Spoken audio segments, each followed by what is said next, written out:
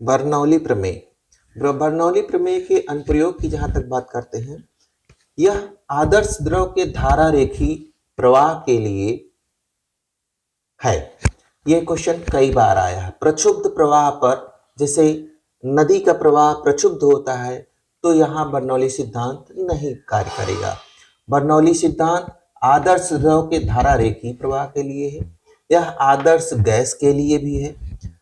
अगला क्वेश्चन, यह ऊर्जा संरक्षण पर कार्य करता है। कई बार ऑप्शन के साथ दे देगा संवेग संरक्षण, तो इस तरह के नहीं, ऊर्जा संरक्षण पर आधारित है। अगला है, वायुयान व पेंटगन बर्नौली सिद्धांत पर कार्य करता है। वायुयान व पेंटगन बर्नौली सिद्धांत पर कार्य करता है। हवाई जहाज के पंखों की आकृति।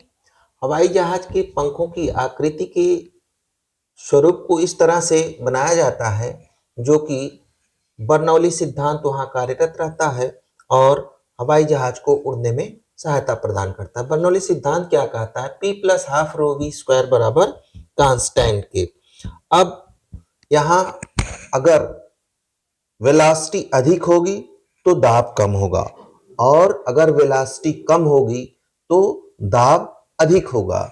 इसी सिद्धांत का प्रयोग बर्नौली में करने के लिए पंखों की आवृत्ति का निर्माण किया जाता है, जिसको हम इस प्रकार देखते हैं। हवाई जहाज के पंखे का निर्माण इस प्रकार किया जाता है कि इसकी ऊपरी वक्रता अधिक होती है और नीचे प्लेन होता है। सामने का किनारा गोल होता है, यहां पर ये गोल होता है और नीचे पीछे साइड में चपटा होता है। तो ऊपरी वक्रता अधिक होने से अगर इधर से वायु प्रवेश कर रही है और जहाज की गति इस तरह से है, तो अगर इधर से वायु प्रवेश कर रही है तो ये अधिक दूरी तय करेगी और इधर दूरी कम होगी। इधर दूरी अधिक होगी ऊपर की तरफ, तो यहां वेलोसिटी अधिक हो जाएगी, v1 अधिक होगा, और अगर v1 अधिक होगा तो इसका प्रेशर यानी दाब कम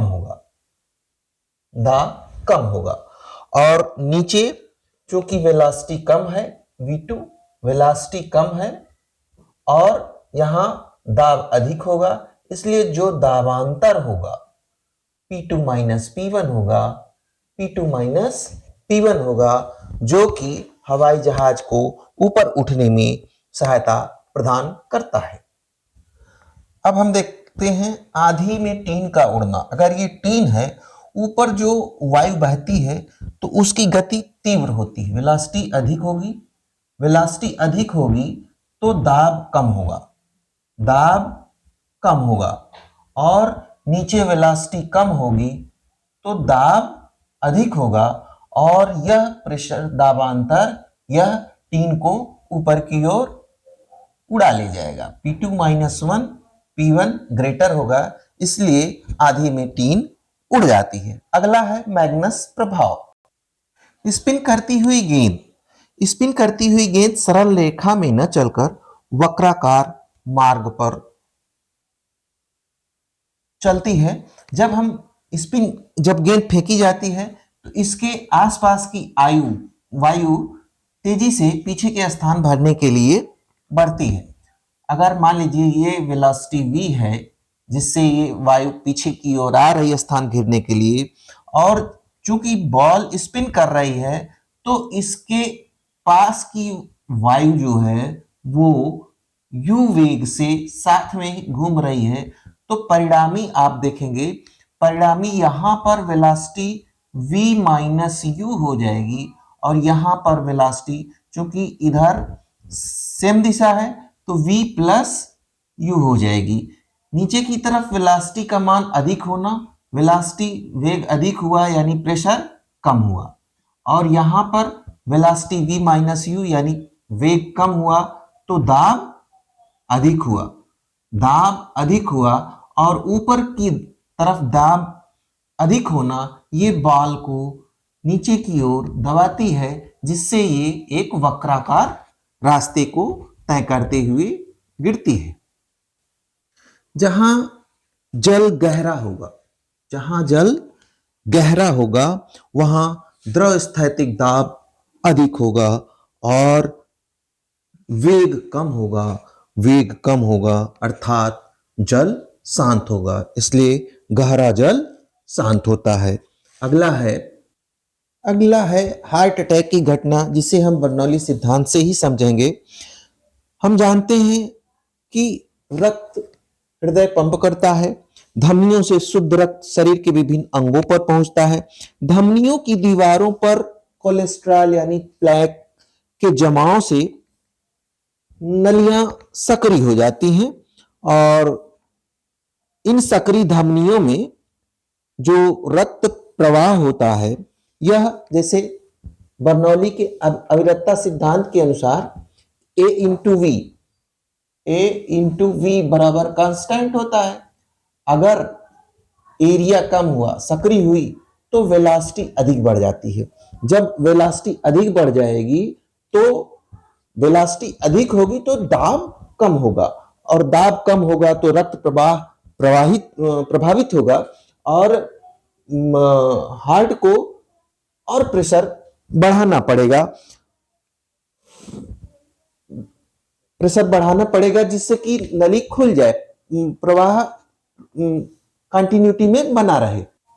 और हृदय जो है धमनी को खोलने के लिए रक्त को तेजी से धक्का दे देती है और तीव्र गति से प्रवाहित होता है, और जहां वेग बढ़ा, दाब फिर कम हुआ, नली फिर सिकुड़ जाती है और इस तरह से यह हार्ट अटैक का कारण बनती है। ऐसी घटनाएं ठंडियों में भी ज्यादा होती हैं, हार्ट अटैक या पैरालिसिस की घटनाएं, क्योंकि ठंडी में नसें सिकुड़ती हैं और पंप करने में हार्ट को ज्यादा प्रेशर लगाना पड़ता है। बाहरी दाब नली को सिकोड़ देती है, जिससे खोलने के लिए इसे प्रेशर के साथ कार्य करना पड़ता है, जो हार्ट अटैक का कारण पड़ता है। दूसरी चीजें, ठंड में रक्त गाढ़ा भी हो जाता है, जो भी आपके हार्ट अटैक का कारण बनता है। अगला है, यदि कोई व्यक्ति रेलगाड़ी आ रही है और स्टेशन पर खड़ा है तो एक खिंचाव सा महसूस करता है, क्योंकि रेलगाड़ी की गति के कारण बीच में वेग अधिक होता है, दाब कम हो जाता है, और जहां दाब कम हो जाएगा तो व्यक्ति रेलगाड़ी की ओर खींचता हुआ प्रतीत होता है। दूसरा उदाहरण, अगर दो हवाई जहाज, बड़े हवाई जहाज, दो जलवायु वाले जहाज, जल में चलने वाले, पास पास से जा रहे हैं, तो उनके बीच गति के कारण, गति अधिक है तो वेग अधिक होने के कारण दाब कम हो जाएगा और वे एक दूसरे से सटते हुए कभी कभी एक्सीडेंटल हो जाते हैं।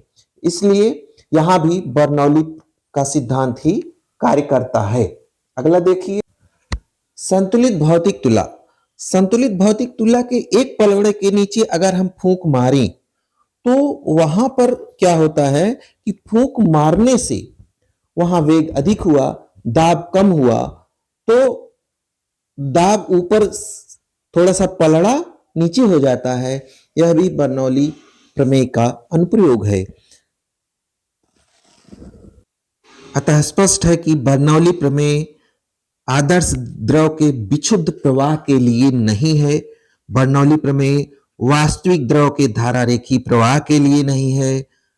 बर्नौली प्रमेय किसी भी द्रव के किसी भी प्रकार के प्रवाह के लिए नहीं, ये मात्र आदर्श द्रव के धारा रेखी प्रवाह के लिए। बर्नौली प्रमेय, अगला क्वेश्चन जैसे आया है कि बर्नौली प्रमेय किस पर आधारित है? संवेग संरक्षण, ऊर्जा संरक्षण, द्रव्यमान संरक्षण, वेग संरक्षण। तो बर्नौली प्रमेय ऊर्जा संरक्षण पर आधारित है। असमान अनुप्रस्थ काट के एक क्षैतिज पाइप में जल बह रहा है। पाइप के अधिक सक्रिय स्थान पर जल का वेग अधिक होगा और दाब न्यूनतम होगा। यही आंसर होगा। वायुयान कार्य करता है बर्नौली के सिद्धांत पर। पेंटागन आधारित है बर्नौली के सिद्धांत पर। एक झंझा या तूफान में टीन का उड़ना, घर की छत पर जो बल लगता है वह नीचे से ऊपर की ओर लगता है और टीन उड़ जाता है। ये सभी ऑब्जेक्टिव क्वेश्चंस जो कि हमारे मित्तल में दिए गए हैं, आप लोग ध्यान से इसका बार बार अध्ययन करिए, इसमें से अवश्य पूछा जाता है।